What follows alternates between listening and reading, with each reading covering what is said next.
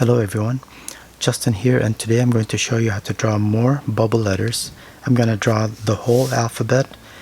This one I'm going to kind of make up as I go along off the top of my head, but I'm basically going to use the same principles that I talked about in my other videos on how to draw bubble letters.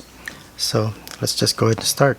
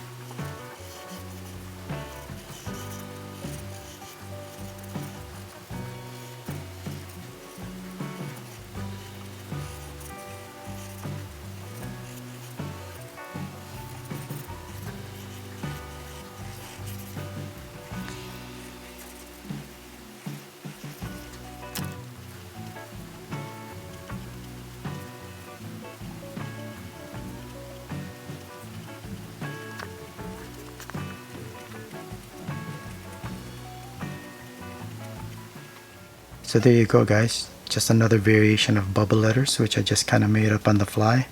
You can do whatever you'd like, change things up, and just have fun. Experiment, draw a lot, and just practice, and you'll be able to make your own alphabet. Alright, so thanks a lot for watching.